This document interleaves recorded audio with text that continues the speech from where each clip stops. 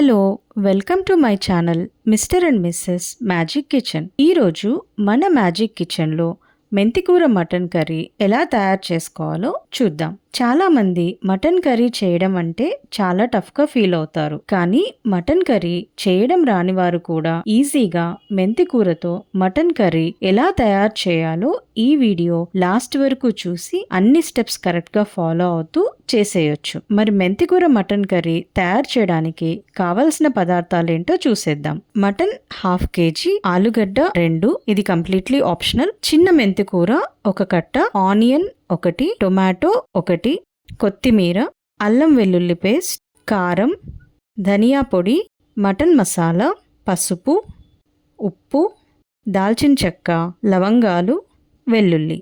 కుక్కర్లో 3 టేబుల్ స్పూన్ల ఆయిల్ వేసుకుని వేడి అయ్యాక దాల్చిన చెక్క, 4 లవంగాలు వేసుకోవాలి. ఇవి వేగాక తర్వాత సన్నగా పొడుగా కట్ చేసుకున్న ఆనియన్స్ని వేసుకొని కలుపుకోవాలి. ఇవి కొంచెం రంగు మారాక మెంతికూరను కూడా వేసుకోవాలి. మెంతికూరను వేయడం వల్ల మటన్ కర్రీ టేస్ట్ అనేది చాలా బాగుంటుంది.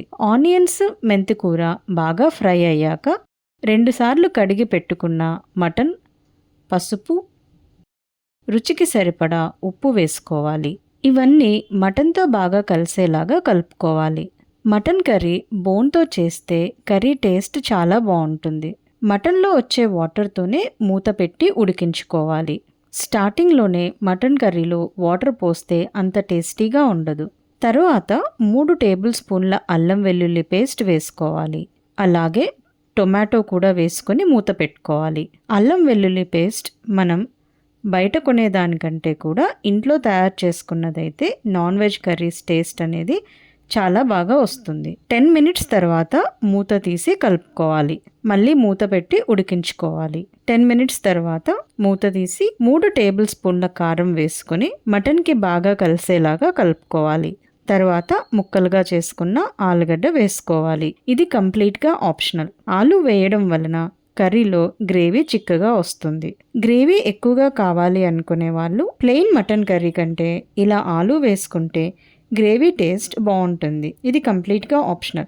మీకు నచ్చితేనే వేసుకోండి, లేదంటే దీన్ని స్కిప్ చేయొచ్చు. ఆలుని స్కిప్ చేసిన రిమైనింగ్ ప్రొసీజర్ సేమ్గానే ఉంటుంది.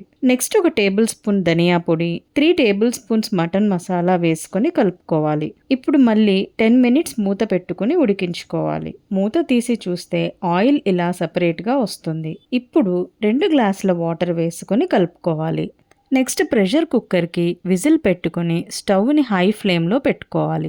5 నుంచి 6 విజిల్స్ వచ్చిన తర్వాత స్టవ్ ఆఫ్ చేసుకొని ప్రెషర్ అంతా పోయిన తర్వాత మూత తీయాలి. ఇప్పుడు 80% వరకు మటన్ ఉడికిపోయి ఉంటుంది. మళ్ళీ స్టవ్ ఆన్ చేసి ఉడికించుకోవాలి. మటన్ అంతా కుక్కర్లో ఉడికిస్తే టేస్ట్ అంతగా బాగుండదు. ఇలా రిమైనింగ్ 20% నార్మల్గా ఉడికిస్తేనే ముక్కలు మరీ మెత్తగా పీసెస్గా అవ్వకుండా ఉంటాయి. గ్రేవీ కూడా మటన్కి బాగా పడుతుంది. చూడండి, గ్రేవీ చిక్కబడటం స్టార్ట్ అయ్యింది. గ్రేవీ ఈ కన్సిస్టెన్సీలోకి వచ్చాక వెల్లుల్లి, ధనియా పొడి, కొత్తిమీర దంచి వేసుకోవాలి.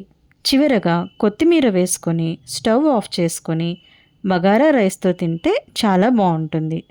మెంతికూర మటన్ కర్రీని ఇలా చేసి చూడండి. మీకు ఎలా వచ్చిందో కామెంట్ చేయండి. ఈ రెసిపీ మీకు నచ్చితే మరిన్ని వీడియోస్ కోసం లైక్, షేర్ అండ్ సబ్స్క్రైబ్ చేయండి.